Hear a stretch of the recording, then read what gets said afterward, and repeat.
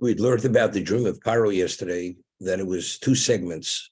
The first segment of the dream was he had seen good-looking, heavy-fleshed cows coming out of the Yor, which is the equivalent of the river or a tributary, irrigation ditch.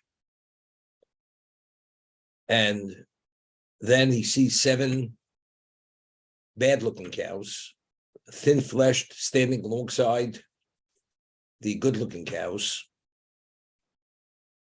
And then the bad-looking cows swallow the good-looking, heavy-fleshed cows, and it's not recognized on the thin cows that they actually swallowed up the fat cows. And Rashi says, what was that indication of? When they stood side by side, there'd be a time that before the famine intensifies, they'll still have a sense of the plenty. But as the famine progresses, the memory of the good times, of the plenty, will be totally forgotten. It's like it never existed. That was the significance of they standing next to one another, and then it's no longer recognizable.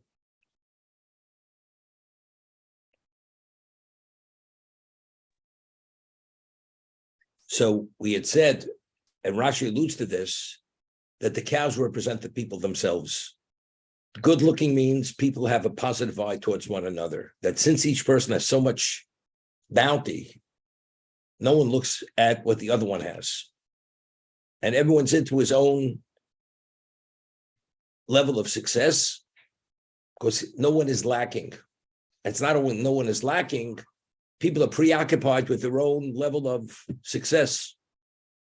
But as things turn, although people are still, they have that positive eye, but as things get worse, what people no longer have, then we speak about the Ayin Ra. People have this bad eye. People are begin being envious of one another, that what the other person has is not what he has. Therefore, there's envy, and envy brings about something which is very bad. This is how Rashi alluded to initially the good-looking, the bad-looking, and then only the bad-looking. But after they swallow, it's not even noticeable. The good-looking cows, they're totally swallowed up, and there's no trace of the past. I'd once said that in the history of recent history, or maybe going way back many, many millennia, the Northern Hemisphere, the opportunity on many levels, the material opportunity in the United States was unlimited. You know, land of the free. There was bounty here, which was unlimited, whether it was food, whether it was resources, whether it was land, and it was for everyone to take, and everyone had rights. And there was tremendous prosperity. Why was there such prosperity? Because as we see here, when there's plenty, people are not envious. And there's a lack of envy, that generates bracha. The moment there's a shortfall, and people have, people don't have, and people are envious of one another, that's when people start suffering due to that envy, that people have the bad eye against one another. Then he dreamt about the stalk having 7 healthy-looking sheaves, filled sheaves with grain, and then 7 bad-looking sheaves, which was windblown. And again, same idea, it swallows up the other, and it's not noticeable. So the animals represent the people, the stalk with the sheaves represent the grain itself. Initially, there's much grain, healthy grain, unlimited amounts of grain. When the famine comes, there'll be a lack of food.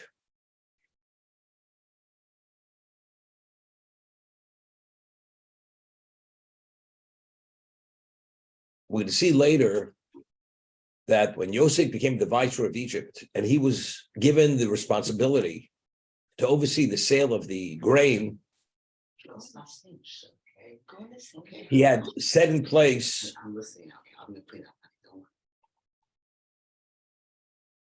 that the priests, they were not subject to the tax. The masses were subject to a tax. The priests were not. Yosef gave them freely, that they didn't have to give any percentage of the grain they had to the government. Everyone else had to give a certain percentage to the government. We'll have this later. And he cites the Midrash, very interesting. When Yosef initially was accused that he had raped his mistress, which of course was false, he had paid the priests a fee that they were able to do a test to prove. What did she do? She took the albumin of an egg and put it on the sheet, which it looked like semen, but factually it was not. And this was the evidence she brought against Yosef, that he tried to rape her. Later it was proven through a test which the priest did that the whole thing was false. And Potiphar understood that his wife had lied, and just to the contrary, his wife had her eye on Yosef, and she tried to seduce him. Well, what was he going to do? He wasn't going to divorce his wife. So he only played the game, so to say. He behaved as if he was upset and angry, put him in prison, but he did not execute him. So as a result of his appreciation for what the priest had done for him, when he became the viceroy, although the masses were taxed that they had to give a certain percentage to the government, the priest did not have to give that percentage. And this was an expression of his appreciation for what they had done on his behalf. So he has two segments of the dream. He awakens, and the Torah tells us, Mem Aleph Ches Biba Boker. And the morning comes, Vatipoim Rucho. It's like a clangor clangs in a bell. A person is distraught because they're not able to come to a level of understanding. You see something, and you know that something has very severe significance and consequences, and you can't figure out what it's all about. His spirit was unsettled, Vatipoim, like a bell clangs, his spirit was clanging. Because he knew it had a very serious message was being communicated, and he didn't know what it was. Vatipoim Rucho. Vayishlach, Vayikra Eskol Chartumei Mitzrayim, Eskol Chamel. He called all the Chartum Mitzrayim. These are the people who are involved with, like the soothsayers and all its wise men. Vayisape Pharaoh lohem es chalomo. And Pharaoh told over his dream. Ve'imposa osam leParo. It doesn't say ve'imposa osam, and no one was able to interpret the dream. The Torah tells us leParo, meaning their interpretations were not satisfactory to Pharaoh. Sometimes a person has a dream, he has a certain sense of what it is, but he can't figure out what it is. And people give him interpretations. The person has, based on that sense, he understands it's not what they're saying. So imposa usum leParo. Their interpretation had no relevance to Pharaoh's sense of what it was, therefore they were not satisfactory. Take a look in Rashi. They pososum the Pharaoh, posim hemo. They did interpret them. Their interpretations did not resonate with him. They were not satisfactory. What did they say the 7 cows represented, or the 7 stalks? He's going to have father 7 daughters. And you're going to bury those 7 daughters. He knew that's not what it's about.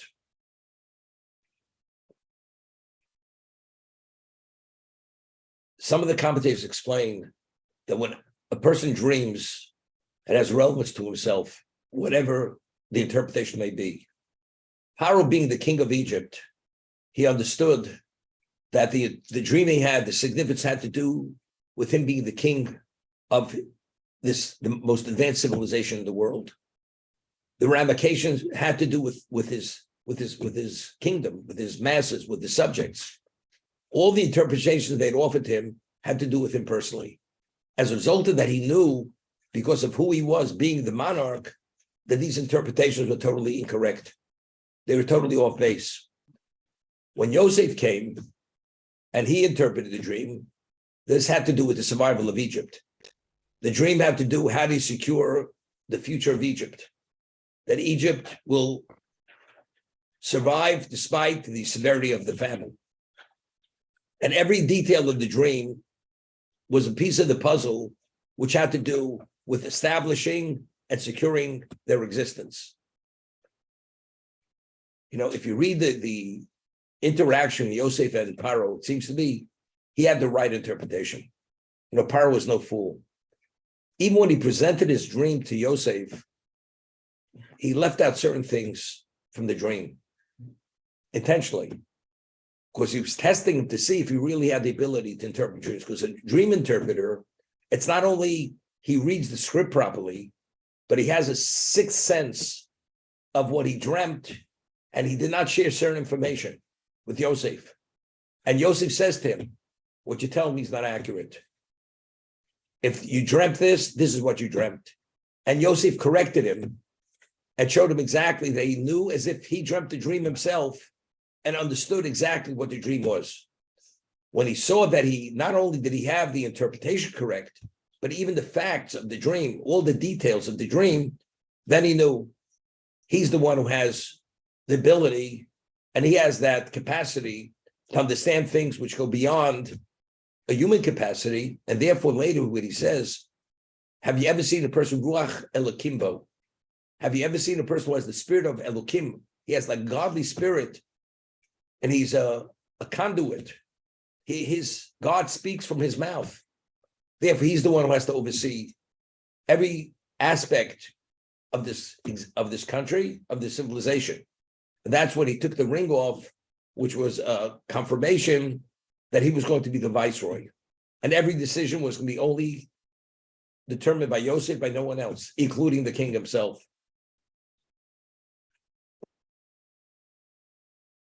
The wine steward speaks to Pharaoh, saying, admitting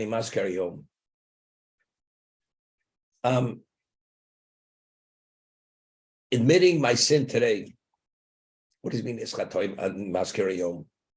I mean, he was put in the dungeon because, as the Chazal say, that the king had found a fly in the wine, which was an indication he failed in his duty as wine steward. Whoever heard of a king being served wine that has a fly in it? So now I'm admitting my sin.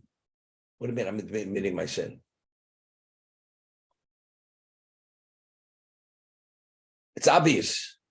He only was taken out of the prison. He was in prison for a year, and he was reinstated on Pharaoh's birthday, which was 3 days after the interpretation. What's Eschatoya? I'm admitting my sin. There was evidence that you failed on your watch. What's Eschatoya the Maskeyom?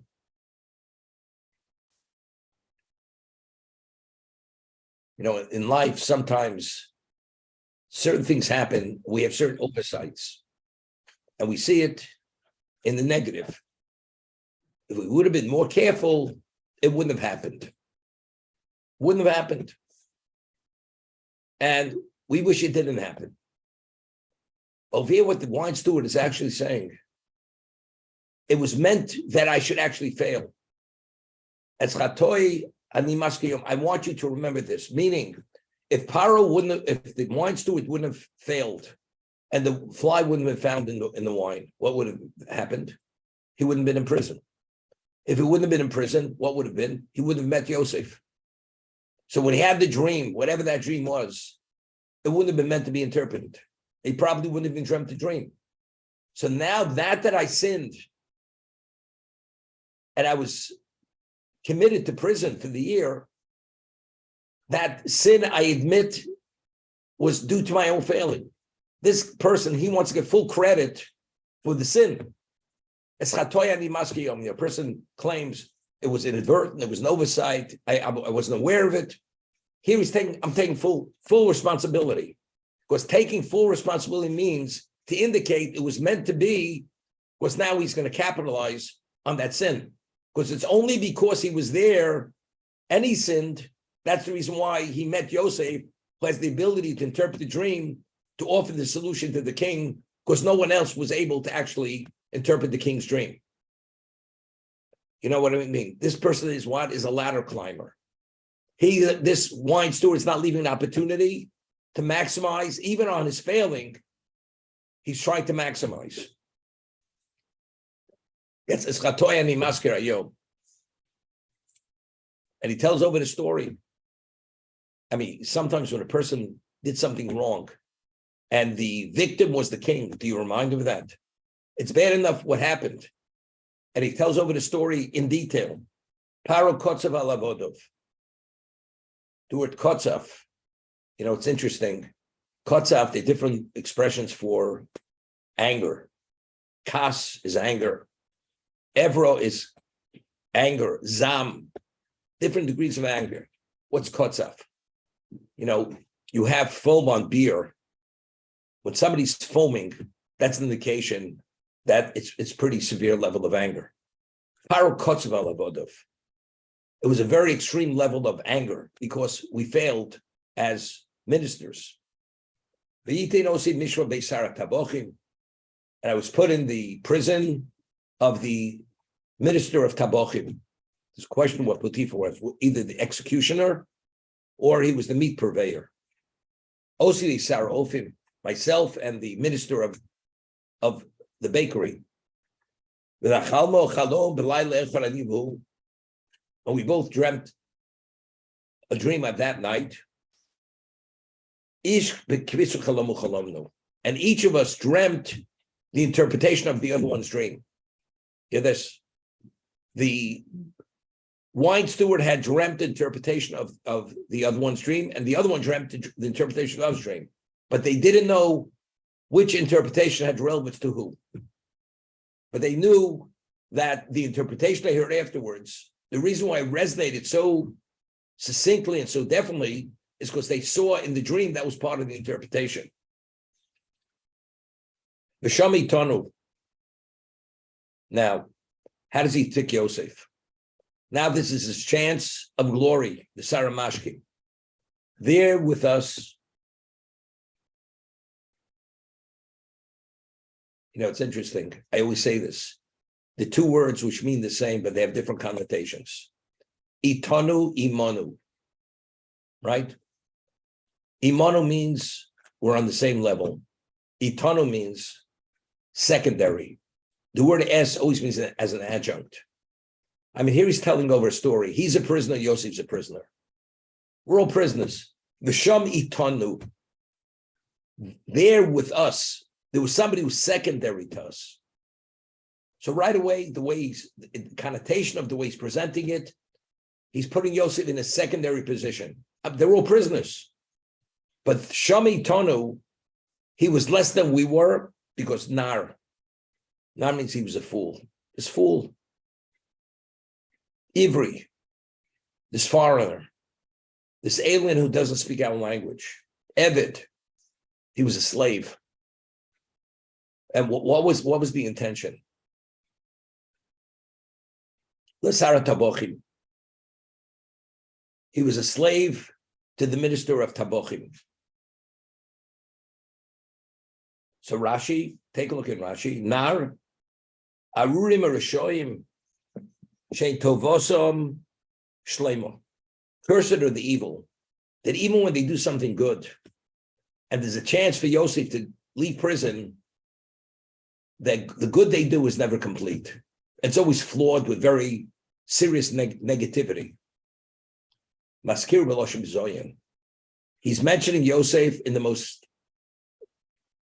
deprecating context. He's referring to him in the most using the most pejorative words. Nar, shoter. He's an unstable person. Ve'roy legdula.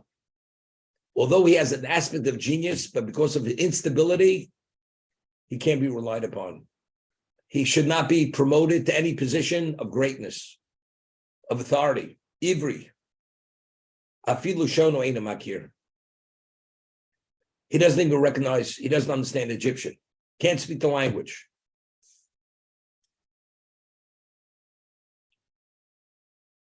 You know, it's interesting. Yosef was 10 years in prison. When he was in prison 9 years. The last year in prison, the wine steward and the baker came. Person's in prison, he with other prisoners. Don't you think you pick up the language? So what do you mean? He doesn't understand our language. Because he's an alien, therefore he doesn't understand our language. Anybody is exposed to a certain culture for a certain amount of years, you pick it up. Even if you don't have a formal education.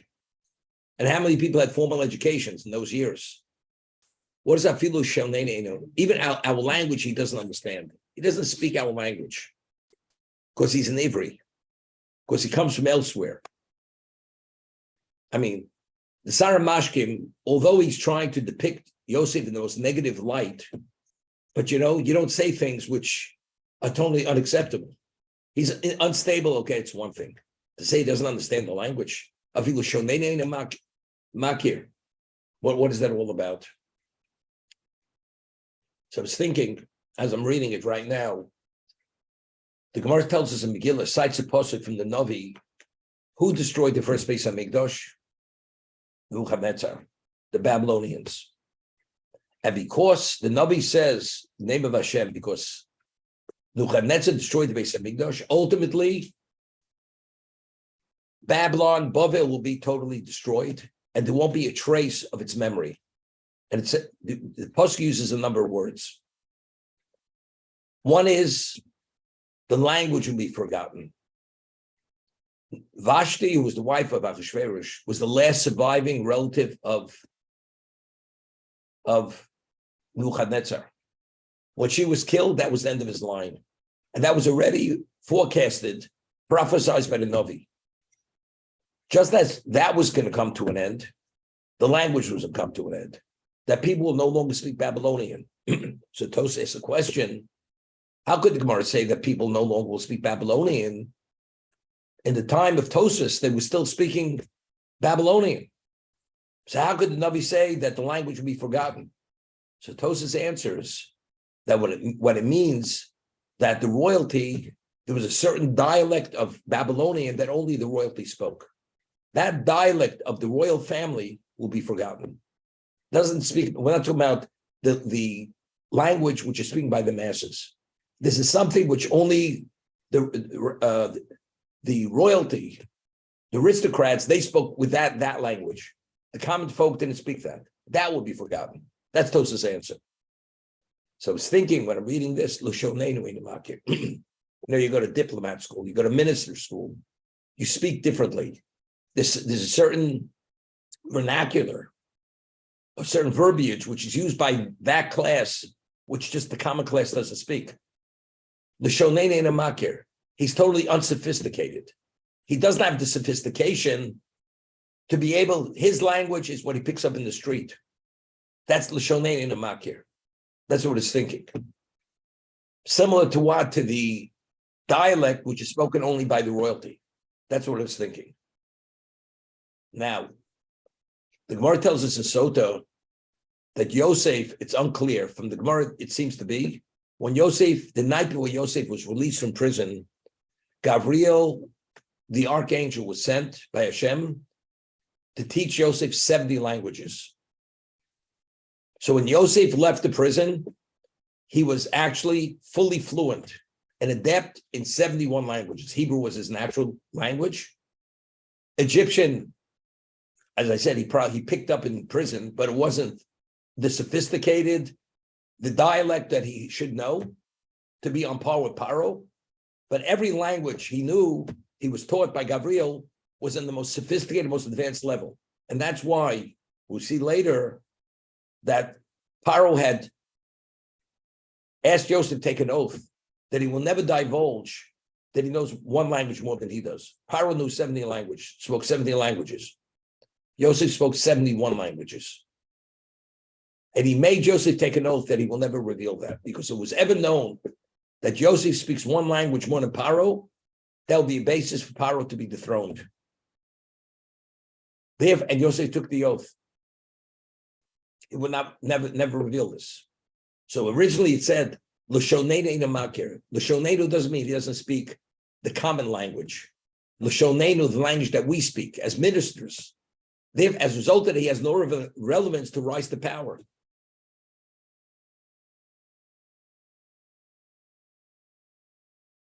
Eved. What do you identify him as an Eved? Ksibin Musei Mitzrayim. It's written the protocols of Egypt. Shein Eved Molech, an Eved, a slave, could never rise to power. And he's not qualified to wear the ornaments or the vestments of a minister. Therefore, he's blocking every level of advancement. The Saramashkim is shutting him down. He's unstable, doesn't speak our language, and his background is Eved. It will be a disgrace to the government if he should rise to power. The Rechaim HaKodesh in last week's parsha says something interesting. When he initially, after he interpreted the dream of the Saramashkim, the minister of the wine, he says to him, I was stolen from my family and I was sold into slavery. Meaning, when I was sold to slavery, they were told that I was a slave. What happens if a person buys someone as a slave, but factually, he wasn't a slave? He was actually kidnapped and sold illegally as a slave. It's called the mekachtos. It's a purchase under false pretenses. Yosef was initially told the Saramashkim that I want to be released, because the Saramashkim understood that he was going to rise to power. He wanted to tell him that although I'm known as a slave and I was sold as a slave, it was under false pretenses. I come from a royal family. So therefore, if it should ever come up whether Yosef is qualified to be in a position of leadership, that issue that he's a slave is baseless. Because even though people believed he was a slave and he was sold as a slave, it was under false pretenses. This is how Or HaChaim HaKodesh learns. Explains it. But from the Gemara, it seems to be, when did he become adept in 70 languages? The night before he was released.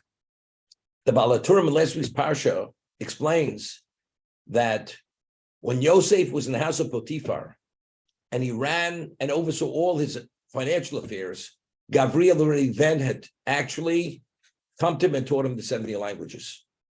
So Yosef, when he went into prison, he already was adept in 71 languages, not the night before he was released.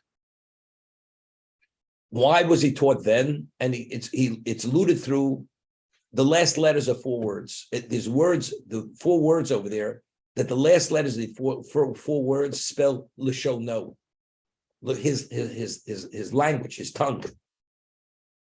Because this was the first time that Yosef was demonstrating the profile of Rachel Imenu, that Yosef dominates the physical world. Potiphar was a minister, he was a very wealthy man. Kol asher yesh lo, nosan lo. Whatever Potiphar had, he gave over to Yosef. Everything. What does that mean? That means he dominated, and it says Potiphar had no interest in knowing what was going on. He fully relied on Yosef because he saw Yosef being even more capable than he was. So the 71 languages, I always say, 70 is teva, is natural. 71 is supernatural. He dominates the physical world. It showed itself in the house of Potiphar. When he was a prisoner in prison in the dungeon, he became the warden, which is unheard of. And now when he is released from prison, he becomes the viceroy of Egypt. He dominates the whole physical world. On a global level, Yosef is the position of power, dictating existence.